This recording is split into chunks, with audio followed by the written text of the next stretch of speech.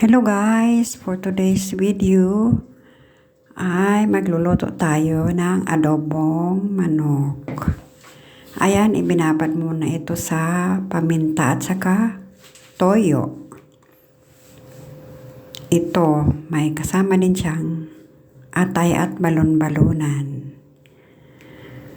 Ayan, set aside muna at ito maghahanda ng bawang. Ayan. Maghihiwa tayo ng bawang. Mabalat pala yan. Mababalat. Hinalo ko muna yung pala nakalimutang haluin. Yung toyo na ibinabad sa manok. Toyo at saka paminta. Then tuloy na tayo sa ating ginagawa sa paghihiwa at pagbabalat ng bawang. At ayan, hiniwa-hiwa na lang natin ng maliliit.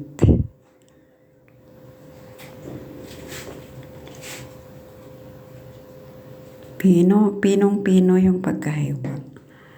Then maglagay tayo ng mantika sa kawali. At painitin lang natin saglit. At maghiwa na rin tayo ng sibuyas. Para sa ating panggisa at pangalis ng ayan. Ginisa na yung yung bawang. Guys, inuuna namin ang bawang kapag kami ang nagluluto. Baliktad kasi yung Then, sumunod yung sibuyas. Ganyan kami magluto. Iba-iba naman tayo ng style ng Pero para sa akin, inuuna ko ang bawang. Then, ang sibuyas. At inilagay na natin ang karne. Manok na chinap-chap. At halo-haloin lang natin hanggang sa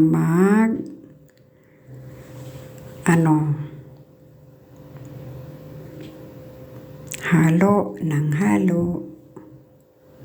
Takpan lang natin saglit at ayan, nag-prepare tayo ng sili para sa paanghang. Shout out sa mga mahilig sa maanghang. Ayan.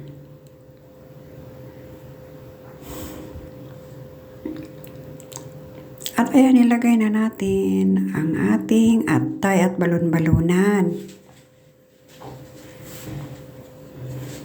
Yan, nilagay na ang atay at balon-balunan. Haluin lang natin para hindi naman para maluto naman yung other side ng ng karne natin. Kailangan natin siyang haluin.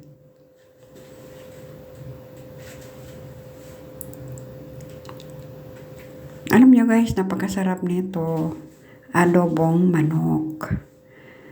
Sa mga mahilig sa adobo, ayan. Sa akin ang style ng pagluluto ay ganito. Sa inyo naman, iba naman, di ba? Sa akin ganyan. At ito nilagyan ko na ng sili. Takpan lang ulit para sa pagluluto na ng lahat. At ayan, luto na.